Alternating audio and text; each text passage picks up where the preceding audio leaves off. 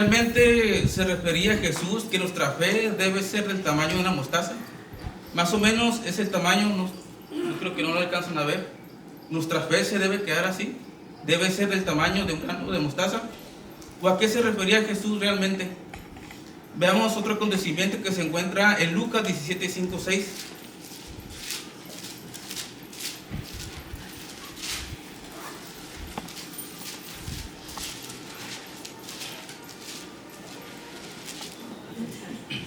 Amén, dice así la palabra de Dios en Lucas 17, versículo 5. Y le dijeron los apóstoles al Señor: aumentanos nuestra fe. No dijeron: Señor, danos fe, sino aumentanos la fe que ya tenemos, aumentala. Así es. Entonces nuestra fe es algo que debe crecer, que no se debe quedar así. Y Jesús le respondió y dijo: si tuvieras fe como un grano de mostaza, le dirías a este sicómoro, a este árbol: desgárrate de aquí y plántate en el mar, y os obedecerá. Normalmente viene la expresión: si tuvieras fe como un grano de mostaza, pero no dice del tamaño de del grano de una mostaza. ¿Para qué es una semilla? La semilla es para plantarse. En la parábola del sembrador empieza diciendo así: un sembrador salió a sembrar. Yo tengo este grano de mostaza, y si yo voy con un hombre que toda su vida ha sembrado, ha cultivado, y le digo: tú, sembrador, si tuvieras fe como del tamaño de esta mostaza, nada se te sería imposible. Y aquel hombre agarrara aquel grano y dijera: este grano no me va a dar de comer, este grano ni siquiera me va a nutrir, es muy pequeño. Cuando llegue el sol, cuando llegue lo duro del trabajo, tampoco me voy a refugiar en aquella semilla. ¿Qué va a hacer ese sembrador por naturaleza? Va a agarrar esa semilla, la va a plantar, la va a cultivar, la va a regar, y al tiempo va a crecer y va a dar un alimento. Y si la sigue cultivando, si la sigue regando, si la sigue cuidando, si le sigue limpiando, ¿qué va a hacer? Esa semilla va a crecer de tal manera que va a crecer del tamaño de un árbol. Entonces, una semilla es para sembrarse. Veamos una parábola que se encuentra en Mateo capítulo 13, versículos 31 y 32.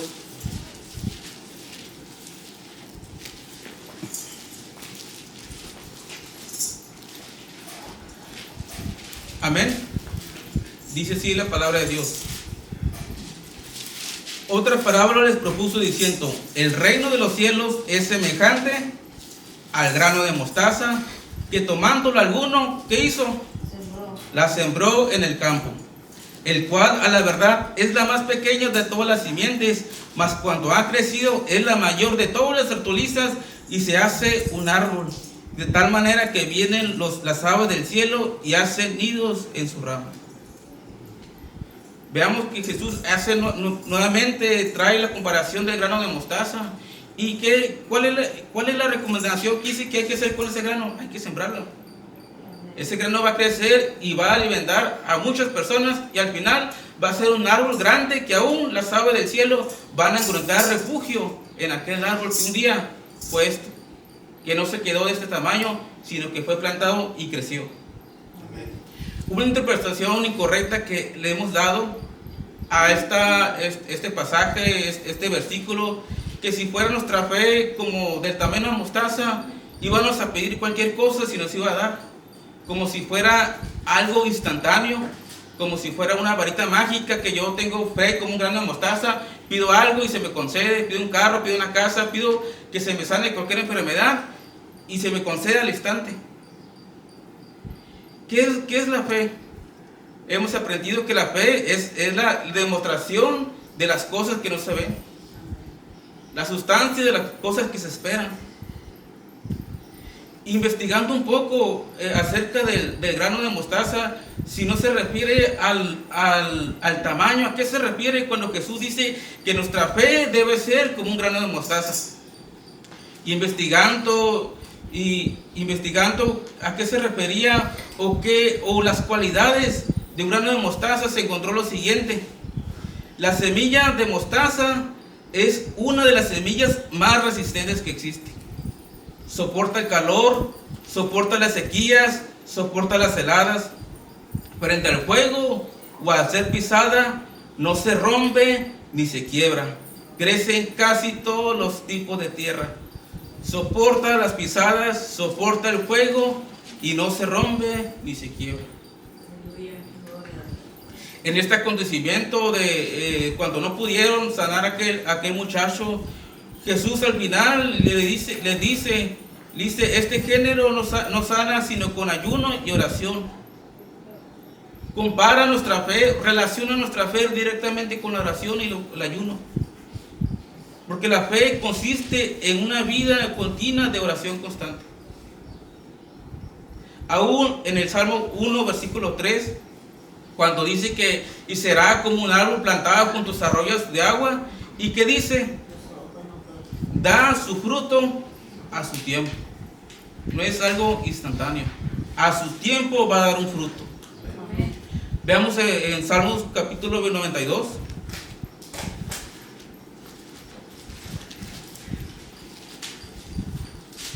Amén. Salmos 92, versículo 12 hasta 15. Dice así la palabra de Dios: el justo florecerá como la palma, crecerá como cedro en el Líbano, plantados en la casa de Jehová, en los atrios de nuestro Dios florecerán. Aún en la vejez fructificarán, estarán vigorosos y verdes, para anunciar que Jehová, mi fortaleza, es recto y que en él no hay injusticia. Dice versículos: plantados en la casa de Jehová florecerán. Estarán fuertes, estarán vigorosos, para anunciar que Jehová es justo y que en él no hay injusticia. Aquella palma también, que ahorita, que en ese momento era grande, que florecería, a un momento fue una pequeña semilla que fue sembrada. El justo por la fe vivirá, dice en Romanos 1:7, un versículo que muchos conocemos. Dice en Santiago 1:3 que la prueba de nuestra fe, ¿qué produce? Paciencia. ¿Qué es lo contrario de la paciencia? Desesperación, querer algo instantáneo, ya, no esperar. Aún en 1 de Pedro, versículo 6, dice que nuestra fe es pasada por fuego. Y cuanto nuestra fe pasa la prueba, dice que es más precioso que el oro refinado. ¿Qué es lo que prueba nuestra fe? Dice el versículo, un versículo muy conocido: el justo por la fe vivirá. Porque andamos por fe. ¿Qué es lo que prueba nuestra fe muchas veces? Los problemas, las tribulaciones, las tormentas, las enfermedades. Aún cuando viene la escasez económica, cuando no hay trabajo, cuando no alcanza. Muchas cosas prueban nuestra fe. Pero una de las cosas que más desgasta nuestra fe o prueba nuestra fe es el tiempo.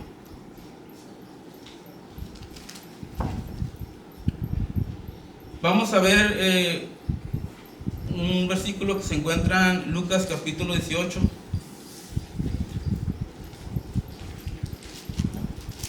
Estamos relacionando casi cuando viene por paquete, por decirlo así, nuestra fe con la oración.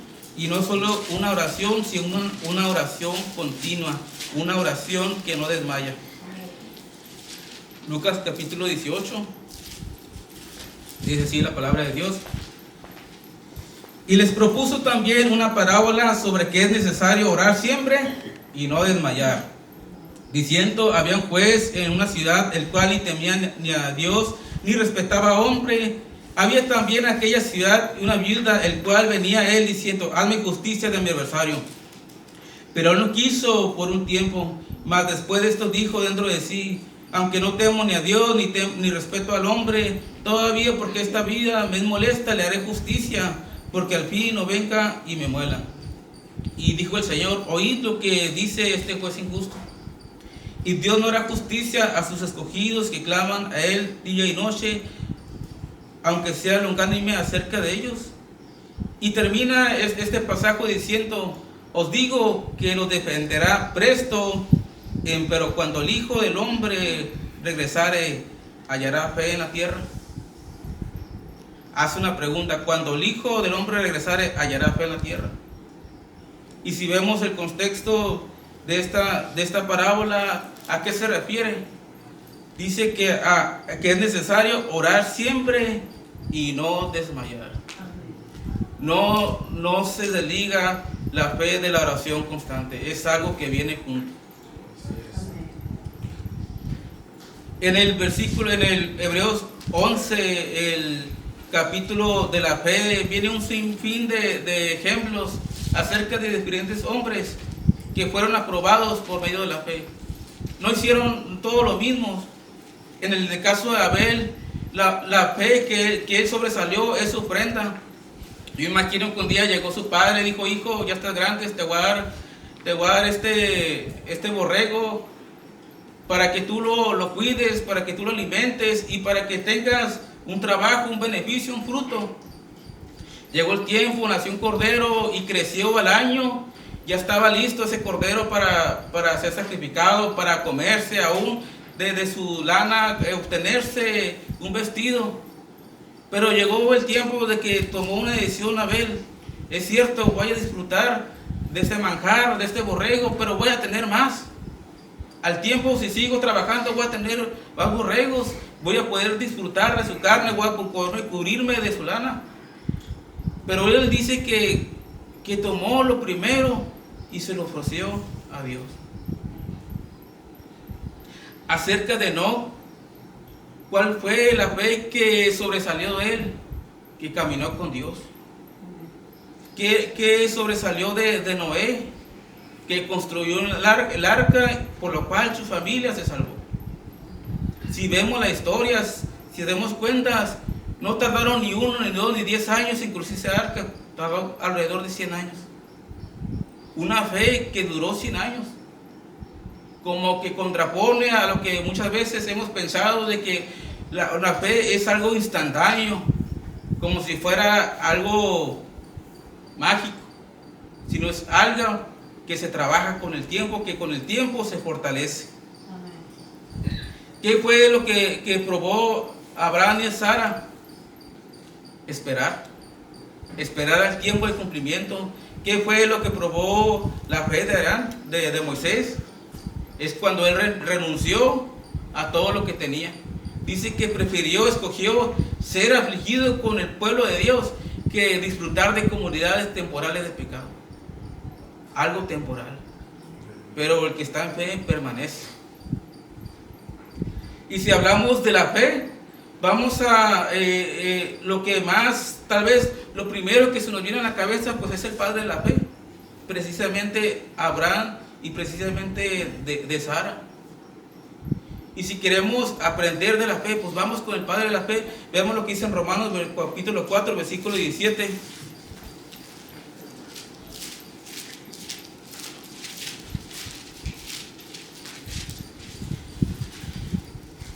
Dice así la palabra de Dios: como está escrito, de que por padre de muchas gentes te he puesto delante de Dios, el cual creyó, el cual da vida a los muertos y llama a las cosas que no son como las que son.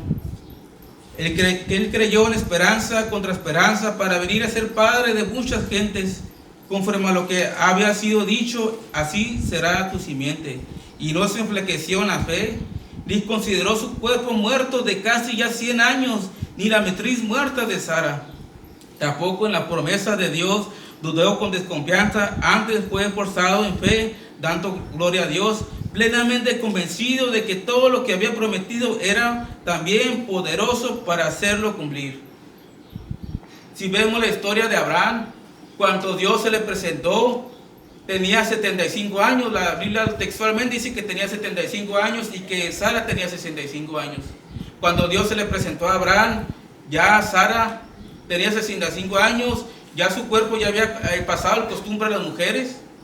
Ya Abraham era un anciano de 75 años y cuando Dios le dijo que le llevara un hijo, él tal vez pudo considerar que ya era un anciano. Pudo decir, tal vez Dios me va a dar mi hijo ya, porque va a pasar el tiempo y va a ser más difícil. Pero la fe de Abraham fue probada en el tiempo. Que pasaron 5, 10, 15 años y todavía esa palabra, esa promesa no se cumplía. Yo me imagino a Abraham que en cierta ocasión estaba triste y estaba orando, diciendo, Señor, ¿dónde está tu promesa que un día me hiciste hace 15 años? Y Dios le dice a Abraham, sal, cuenta, agarra los granos de la arena y cuéntalos. Si tú puedes contarlos, alguien va a poder contar tu descendencia. Pasó tiempo, algunos años, y nuevamente estaba orando Abraham y se ponía triste, Señor, ya pasaron 20 años, ¿dónde está mi promesa? Dios le dice, sal. Él salió, era de noche, y miró una noche donde había millones de estrellas. Y le dijo Dios, cuenta las estrellas. Yo me imagino que Abraham empezó a contarlas, y a los 100, 200 se cansó, Señor, no puedo. Y le dijo, si tú puedes contar las estrellas, alguien también va a contar tu generación. Llegó el tiempo, 100 años, como dice la Biblia, Abraham se consideró a sí mismo, mi cuerpo ya es un hombre de 100 años, él está casi muerto. Mi esposa Sara tiene 90 años. Dice que no es enflaqueció su fe, sino creía que era poderoso Dios para hacerla cumplir. Que aún Dios es poderoso para levantar de los muertos, hacer que un muerto regrese a la vida. La prueba más difícil de Abraham fue el tiempo.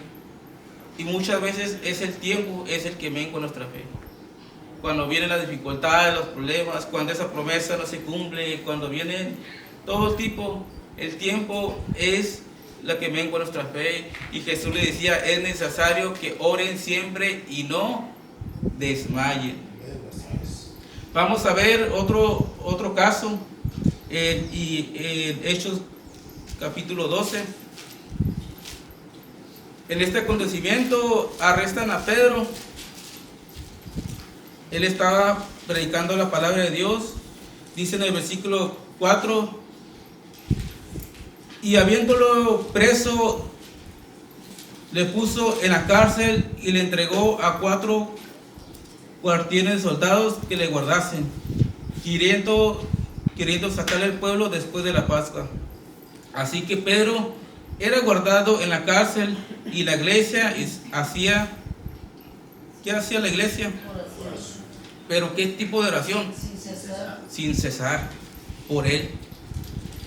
Y si seguimos leyendo el versículo, dice que la iglesia estaba orando por Pedro. Dice que en la noche vino un ángel, estaba atado Pedro y aquellas cadenas fueron rotas. Y el pueblo seguía orando. ¿Qué hubiera pasado si en ese instante la iglesia dejara de orar? Y seguía orando, y había otro problema. Estaba una cárcel. Y seguimos leyendo, esa reja fue abierta. Y la iglesia seguía orando y no desmayaba. Y pasó que tenían que pasar la guardia de los soldados. Y la pasaron, y la iglesia, ¿qué hacía? Seguía orando. Ya las cadenas se habían caído, ya aquellas celdas se habían abierto, ya habían pasado los soldados, pero faltaba una cosa todavía más difícil: la puerta grande de aquella cárcel. Que este hombre había sido encerrado solo por predicar la palabra de Dios. Y caminaba Pedro hacia la puerta, y yo me imagino que miraba aquella puerta, no era una puerta de la Biblia, dice que era una puerta de hierro. Tal vez pensando, ¿cómo voy a abrir esa puerta? ¿Cómo la vamos a hacer? ¿Vamos a saltarla? ¿Vamos a romperla? ¿Qué vamos a hacer? Y caminaba Pedro hacia la puerta, y ¿qué hacía la iglesia? Seguía orando y orando, y cuando Pedro llegó a aquella puerta, dice que aquella puerta sola se abrió. Así es. Dice en el versículo 12, dice, habiendo considerado esto, llegó a casa de María, la madre de Juan, el cual tenía por sobrenombre Marcos, donde muchos estaban juntamente orando. Y tocando Pedro a la puerta del patio, salió una muchacha para escuchar, llamada Rode, la cual, como conoció la voz de Pedro de gozo, no abrió la puerta, sino corriendo fue adentro y dio las nuevas que Pedro estaba afuera. Y ellos le dijeron: estás loca. Mas ella afirmaba que así era. Entonces ellos decían: su ángel es. Mas Pedro perseveraba en llamar, y cuando abrieron, lo vieron y se espantaron. Voy a hacer un pequeño paréntesis, una pausa aquí. Dice que la iglesia seguía orando. Cuando llegó Pedro a aquella casa donde estaban muchos hermanos orando, tocó. En cierta ocasión, el testimonio de una hermana, de que por mucho tiempo estuvo orando por su hermano. Y en cierta ocasión dijo, en la noche antes de irse a dormir, dijo: Señor, ya estoy cansada de orar por mi hermano. Por años le he orado y parece que cada vez está peor. Dijo: esta noche ya no más, ya me cansé. Esta mujer se fue a dormir y estaba soñando que estaba el diablo y tenía a 3 demonios sentados junto a él y le estaba pidiendo cuentas. Y le dijo el primero: ¿tú qué hiciste? Yo hice que un hombre adulterara y destruyera un matrimonio. Palomito. Al siguiente: ¿tú qué hiciste? Yo provoqué un accidente y muchos murieron. Y al tercero le preguntó: ¿y tú qué hiciste? Yo hice más que estos. Pues ¿qué hiciste? ¿Qué puede hacer más que alguien destruir una familia o provocar un accidente? Y dijo: yo le robé la fe a una cristiana. Ella por muchos años ha orado por su hermano, y yo por mucho tiempo yo lo he querido matar, pero nunca he podido. Porque todas las noches ella ora por su hermano y lo cubre con oración y lo cubre con esa sangre que ustedes conocen. Pero esta noche no oró por su hermano y esta misma noche lo mató. Aquella mujer despertó, se arrepintió, le pidió perdón a Dios y siguió orando por su hermano. Cuenta la historia de esta mujer que pasó toda la noche orando por su hermano y que al día siguiente alguien tocó a la puerta. Aleluya. Y cuando esta mujer salió, era su hermano que quería aceptar a Cristo en su corazón. Si nosotros vemos este versículo, la iglesia estaba orando sin cesar por Pedro. Pero cuando llega y toca la puerta, va aquella muchacha y reconoce la voz y le dice a los discípulos, aquellos que estaban orando para que Pedro sea liberado, no le creyeron. ¿No es un poco contradicente? Están orando para que el hombre sea liberado, y cuando viene alguien a decir la noticia que él está afuera, que le tienen a abrir, no le creen. ¿No es algo contraproducente? Pero ¿qué hacía la iglesia? Oraba sin cesar. Aún cuando su fe tal vez era pequeña, pero la estaban cultivando. No dejaban de orar. Así como aquella viuda que cuando llegaba aquel juez, yo imagino que muchas veces la echaba, muchas veces la insultaba, muchas veces la corría. ¿Y qué hacía esta viuda? Al día siguiente volvía a hacer lo mismo con aquel juez injusto. Porque nuestra fe muchas veces no se puede quedar así, tiene que crecer. ¿Y cómo va a crecer? Dice el versículo: plantados en la casa de Jehová florecerá. ¿Cómo va a crecer esa fe sino alimentándolo con ayuno, con oración? ¿Qué es lo que va a atacar al enemigo siempre? La oración, porque es lo que da resultado siempre.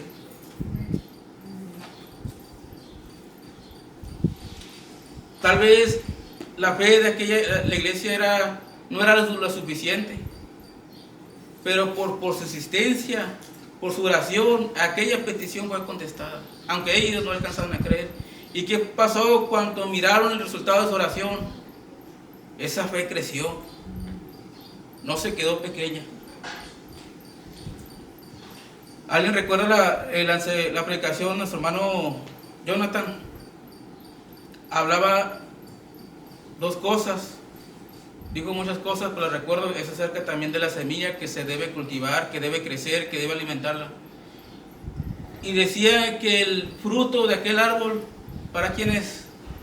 No es para sí mismo, sino es para alguien más. Pero en Levíticos 19:23, Dios le daba al pueblo instrucciones acerca de cómo sembrar correctamente un árbol. Él decía, cuando siembres un árbol que da fruto, los primeros 3 años, no debes cortar ese fruto, no lo debes quitar, sino de ese mismo fruto que cae, ese árbol se tiene que alimentar. Los 3 primeros años. El 4.º año, tampoco lo vas a comer, es para el Señor. Hasta el 5.º año es cuando tú vas a poder disfrutar de ese fruto. ¿Cómo un árbol va a poder dar alimento a alguien más si primero no se alimenta a sí mismo, no se cultiva? ¿Cómo un árbol va a dar un buen fruto si no se consagra al Señor? Esta semilla no puede dar ningún fruto, no puede dar sombra a ningún árbol. Tiene que ser sembrado y va a llegar el tiempo de su madurez en que ya no va a crecer más, pero va a estar en su madurez de tal manera que ya va a poder dar fruto a los demás, aún va a poder dar sombra para las personas que se lleguen a él, y aún las aves del cielo van a encontrar refugio en aquel árbol. Pero primero aquel árbol se tiene que alimentar, se tiene que consagrar al Señor. Cuando vemos acerca del pasaje cuando Jesús le dijo a sus discípulos que por qué no pudieron sanar a aquel muchacho, por qué no pudieron liberarlo, estaba Pedro. Pero si vamos más adelante, cuando Pedro pasa un proceso, cuando Pedro pasa situaciones, y algo que resalta mucho la Biblia, que la iglesia constantemente estaba en oración. Llegó un momento que cuando Pedro dice que ni siquiera oraba por los enfermos, simplemente pasaba a él y su sombra sanaba a los enfermos. Pero tuvo que pasar un tiempo. No fue algo instantáneo. Veamos lo que dice en Romanos 8, versículo 24.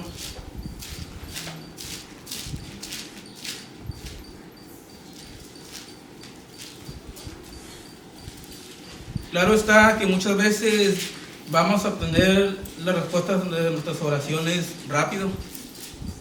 En el caso cuando Pedro estaba en la cárcel, la iglesia oraba por él, era algo de vida o muerte. No pasaron muchos días cuando esa oración fue contestada. Pero muchas veces nuestra fe va a ser más probada por el tiempo. Dice en Romanos capítulo 8, versículo 24, porque en esperanza somos salvos, mas la esperanza que se ve no es esperanza. Porque lo que alguno ve, ¿para qué lo espera? Pero si lo que no vemos esperamos por paciencia, esperamos. Y asimismo, también el Espíritu ayuda a nuestra flaqueza, porque hemos de pedir como conviene. No lo sabemos, sino que el mismo Espíritu nos pide por nosotros con clamores indecibles. Nuevamente une la esperanza, la fe con la oración. Dice que muchas veces en nuestra flaqueza nosotros no sabemos no sabemos cómo pedir, pero el Espíritu nos ayuda. El Espíritu nos ayuda a clamar a Dios.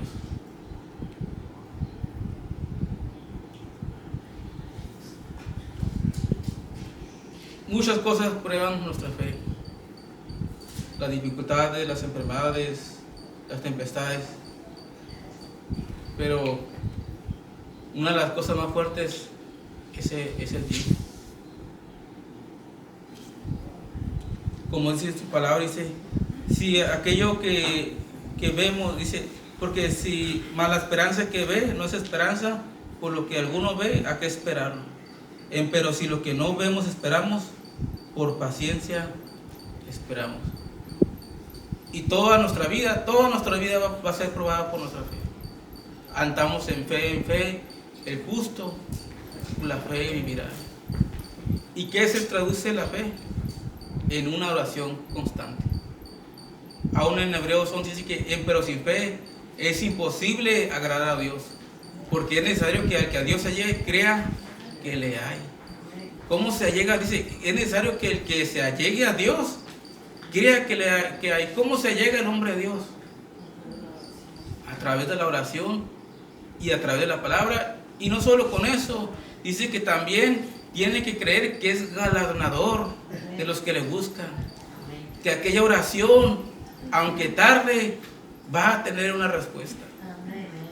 Va a llegar, pero es necesario orar sin desmayar.